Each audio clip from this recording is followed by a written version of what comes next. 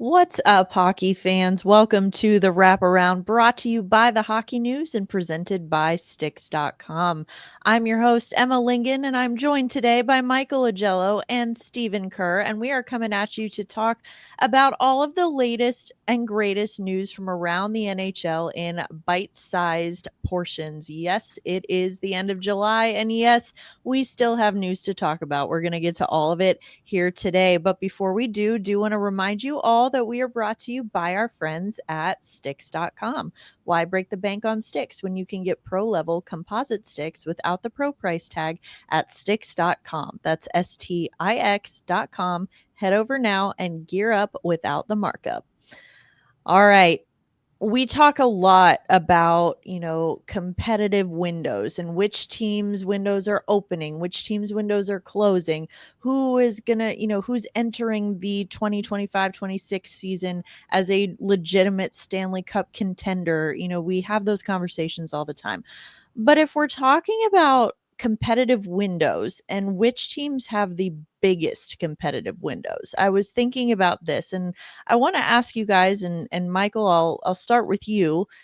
If we're talking about teams that are in their competitive windows right now, which one of those do you think has the biggest window? So the longest amount of time that their core group is going to be consistently a strong contender for the cup. So that's taking into account age, it's taking into account contract commitments, draft strategy, prospect pools, all of that. I mean, how long do you think that this, like, looking at the teams right now who we could consider cup contenders, who has maybe the biggest window right now? There's no team that's really perfect that has everything aligned.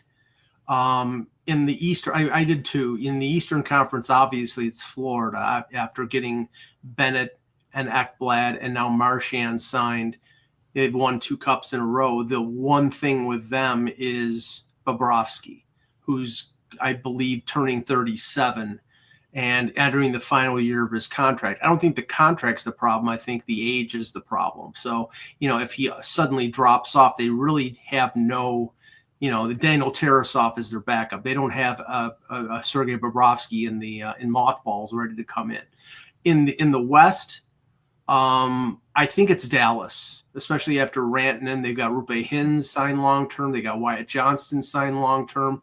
Matt Duchene just signed a 4-year deal. Heiskanen and Lindell and Ottinger. The two there is Harley, who has another year on his current contract. And then obviously we talked about Jason Robertson a long time. But those are the two teams that really stand out. Yeah, I mean, Florida is certainly the obvious answer and the easy answer. And if you're talking about being put in a position to win the cup, certainly they're up there. If you're talking about winning the Stanley Cup, well, they're the team to beat until somebody beats them. I'm going to go with the Carolina Hurricanes for not just because of the fact, that I think, they got Ehlers, you got him for 6 years. You got Keandre Miller for 8 years. You've got some young guys like Logan Stankoven. You extended him to a long contract. But, my thing with the Hurricanes is that, they keep coming close. But last year, they had the situation with Mikko Rantanen that, was very awkward. And some other players, it seemed like nobody wanted to play in Carolina. Well, at least as of this moment, it appears that you've got some players who do want to be there. Otherwise, they wouldn't have signed extensions. So I think the biggest thing for the Hurricanes for me, and why I'm kind of betting on them to certainly stay in contention, not just this year, but for the next couple of years or so, is that I think you'll have some chemistry there that maybe you didn't have last year with Rantanen and some of those others. Problem is they have 8-year contracts on some guys like Kotkaniemi, who I don't know if he'd want an 8-year contract on. So Jackson Blake and Stankoven, I think, are good young players, but sometimes that long-term contract is an albatross around your neck. Absolutely. Yeah, it's a good point you make, though, about chemistry and talking about the core group and core players who are going to be, in contention the longest and going to be consistently competitive. So Carolina, definitely an interesting choice, but I like that choice from Steven. I think looking at teams that are going to be cup contenders, at least immediate term. I think we can all agree the Vegas Golden Knights are one of them that is going to be a contender for the cup in 2025-26. And, of course, they made the biggest splash of the summer. They signed Mitch Marner. But I think they've still got a weakness. Their biggest weakness has got to be in goal. I think that, Aiden Hill is their starter, of course. He's signed for 5 more years at a 6.25 million AAV. But their current backup is Akira Schmid, and they didn't re-sign Ilya Samsonov.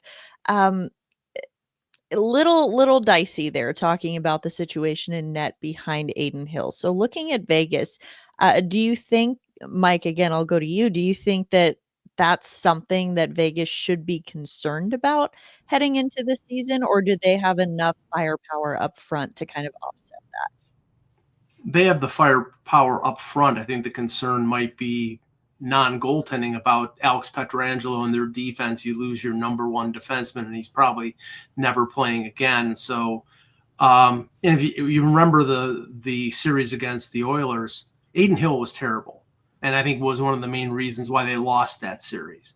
So the quality of the starting goaltender is a problem. I don't have a problem with Schmid, because if you look at a lot of these teams, the contending teams, I mean, I just mentioned Florida and Tarasov and Colorado, their backup. And, there are not a lot of these top contenders that have a viable 1B that's really great. So I think they're going to just forge their way through with Akira Schmid, who does have some NHL experience. Yeah, Hill is, I mean, he's hard to figure out. There are some, he's come up through in some big moments, but his consistency is just something I would certainly worry about. And, not re-signing Samsonov, he had his chance for a bounce back season last year.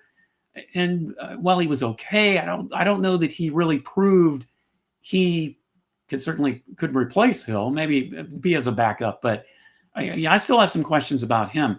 Now, Schmid, he's, I think in 10 playoff games, he's like 4-4-0.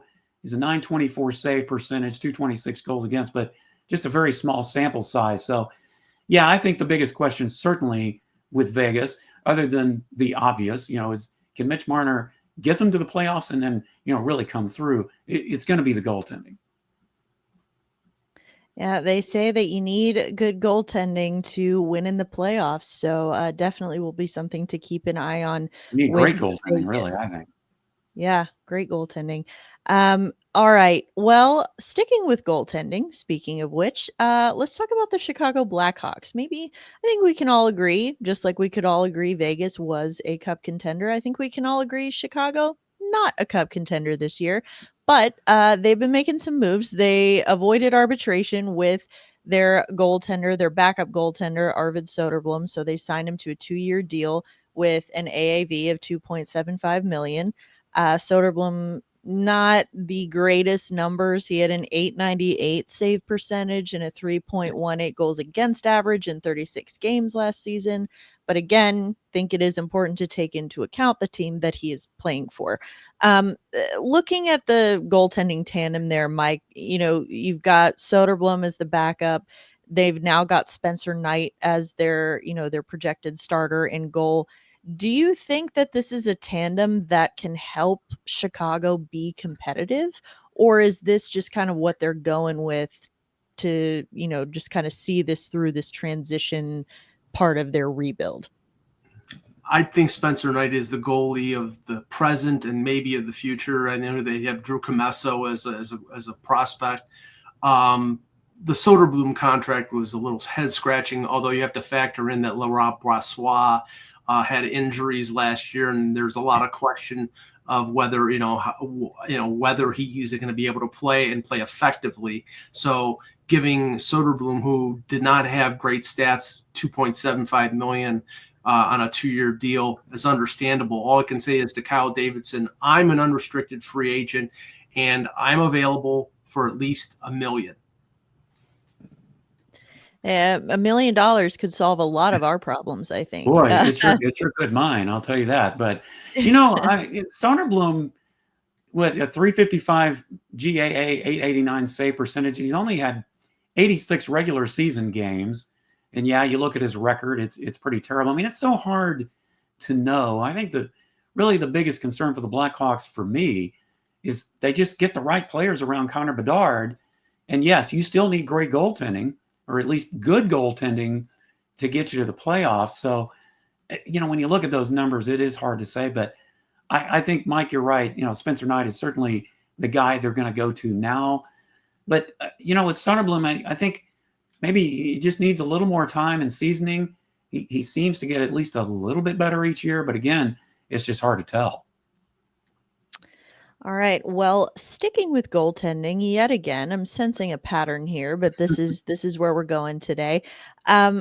There are still 3 goalies who have played at least 20 NHL games in their careers who are still active technically and are still free agents. They haven't signed with teams yet. So those 3 are Ilya Samsonov, Alexander Georgiev, and James Reimer. So, Mike, looking at those 3 names, I think we can all understand why those 3 names are still on the market and maybe haven't signed with teams yet. But looking at those 3, you can never have too much goaltending. Do you think that any teams take a shot on signing any of these guys before training camps open?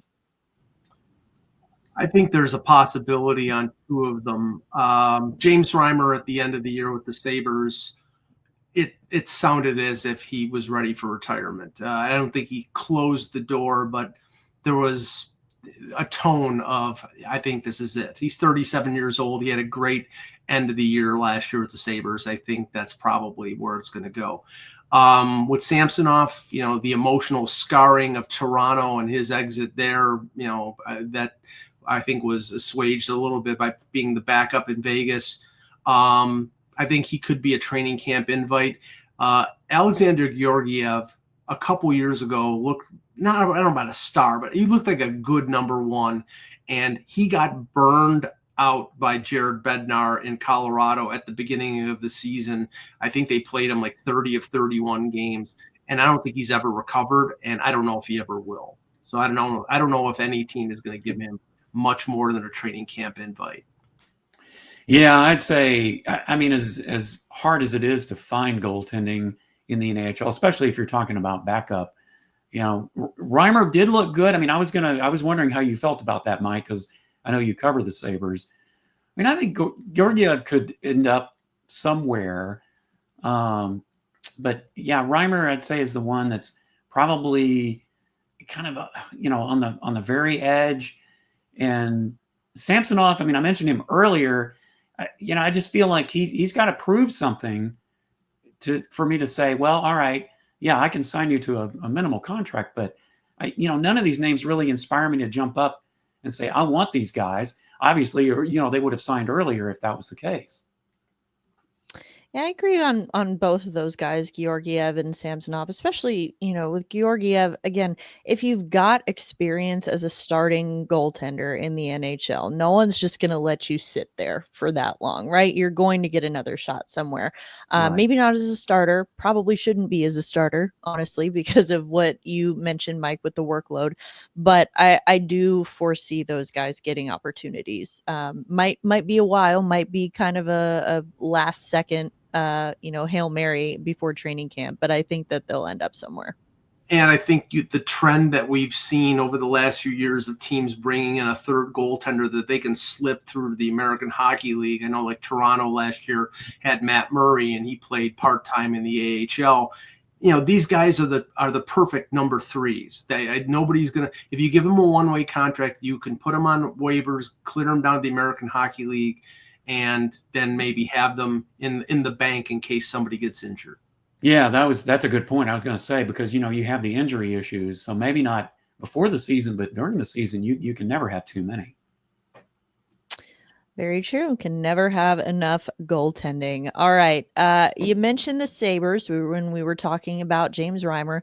So, Mike, that's where we're going to go. We're going to talk about Buffalo for a second because Connor Timmins signed a 2-year deal with the Sabres. It's a $2.2 million AAV. So, looking at the Sabres decor now, of course, they were able to, to keep Bowen Byram as well. So looking at their decor right now, we've got Rasmus Dahlin, Owen Power, Bowen Byram, Matthias Samuelsson, now Connor Timmins, Michael Kesselring, and Jacob Bryson. So, looking at those names, Mike, in your opinion, do you think that that's a decor that can eventually be good enough to push for the playoffs? Or do significant changes need to be made? I think we can all agree significant changes need to be made in Buffalo, but do you think that the defense is necessarily one of them? I think the defense is good enough. I just don't know if the forwards are good enough. After trading J.J. Peterka for Josh Doan and Kesselring, you traded your number one left winger. Now, their defense is pretty good. Byram will play on the top pairing with Dahlin, but I did some rough calculations. They're fifth in the NHL in terms of salary on defense among defensemen. And this is a team that hasn't made the playoffs in 14 years. Do I think their defense is fifth best in the NHL? No, I think they're pretty good. I think they got some really good individual pieces. The Timmins contract, they bought a year of unrestricted free agency. That's why it went over $2 million. He doubled his salary from the previous year. He's not a bad defenseman. I've seen him a lot with the Leafs. I just don't know if he's a $2.2 million defenseman, but with the cap going up, everybody is going to get paid.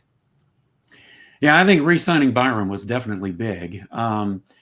When you're talking about Timmins, I mean, he has a plus 11 rating. He's a right shot, two-way defenseman. My biggest question, I wanted to pose this to you, is Samuelsson. I mean, I don't feel like they've gotten what they should out of him. Is he like a third defenseman, or would you put him even lower than that? He's a bottom pairing defenseman on this team. You're probably going to have Byram with Dahlin. You're going to have Owen Power with Kesselring. Yeah. Making $4.2 million on the bottom pairing, I don't think is ideal. That's why I wrote for the Hockey News about the possibility of them buying out Samuelsson with the 1/3 buyout before he turned 26. But Kevin Adams poo-pooed that around the draft. And, there are rumors about him possibly being traded, but he's got 5 years left on his contract, and he can't stay healthy. So I think he's sticking in Buffalo. It's either injuries or inconsistency with him. And I know he's still young, but at some point, I think you have to figure that out. Yeah, you would think so. And, you talked about it a little bit with the goaltending as well, talking about guys like Samsonov, for example. You got to prove something to us, right? And we always go into every season looking at certain players who has the most to prove, whether it's because they're in a contract year or because they've, been inconsistent or they've been injured or whatever it is. We have so many reasons for talking about this, but talking about which players have the most to prove this season, just kind of overall, whether it's someone in Buffalo or elsewhere in the NHL. Mike, I'm curious. Well, I want to get both of your thoughts. Mike, I'll ask you first. Is there anyone in your mind who has, whether they've just signed a major contract or they have yet to live up to a major contract, or maybe a highly touted young player who hasn't broken out yet? I mean, who in your mind, looking ahead to this season, has the most to prove in the NHL? Well, just recalling the names that we've talked about in the last week, I think the Jackson Blake contract, he really hasn't proved himself yet. 34 points in his first year, but an 8-year deal at the amount that he was signed for. If they're gambling on him being a really good player, I mean, we'll see, but it's a risk. Just like the Kotkaniemi contract was a risk a few years ago. It was an offer sheet, but it was a risk. I think it was an offer sheet, and then he signed the 8-year deal. Mitch Marner, I mean, $12 million is not the highest paid salary in the league, but they don't pay you for the regular season. They pay you for the season, and the playoffs are part of the season. So they will regret that contract if he doesn't show up when it counts. Yeah, I knew Mike was going to pick Mitch Marner, so I grabbed a couple others too. Although I will say about Marner is that, that was kind of my thing is, I mean, obviously, I think he can do the regular season numbers to get them there. But as you said, he's going to have that. He may not have the, what's a good phrase, media cauldron that is the Toronto Maple Leafs. Is that a good phrase there, Mike? It's because that's kind of what it's been for That him. works. He may not have that in Vegas, but he's still going to have the pressure with all the pub and all the contract. But one thing I want to know is, can Matvei Michkov do even better in his second season? He had a 63-point rookie season. He looked great with the Flyers, but can he exceed that? That's what I'm looking at. And listen, I know Connor McDavid is great, but and I know he's not the only reason the Edmonton Oilers haven't won a Stanley Cup. But Connor McDavid is, he's got something to prove too. He's got to find a way to get his team over the hump, I think, especially with a critical year for him as well. Yeah, plenty of that to go around. I mean, I look over in the West, I look at the Nashville Predators. I look at guys like Steven Stamkos, Jonathan Marchessault, Yeah. Brady Shea. I mean, especially those guys who, of course, the Predators had the season that they had, and now comes all of the squawking about, well, these guys, Stamkos is over the hill. He's not actually that good.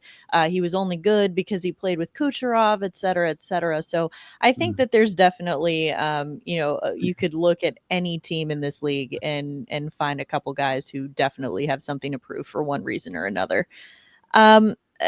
One team that I think is interesting based on what they've done this offseason, I'm still not entirely sure what to make of their offseason yet. So I think that watching them and how their season plays out is going to be really interesting, is the Seattle Kraken. So they obviously were not a playoff team this last year. Again, a little bit difficult to determine or decide what to make of their offseason moves. I mean, they did promote Jason Botterill to GM. They got a new coach in Lane Lambert. They made some offseason additions. I would say the big one is probably Mason Marchment from Dallas.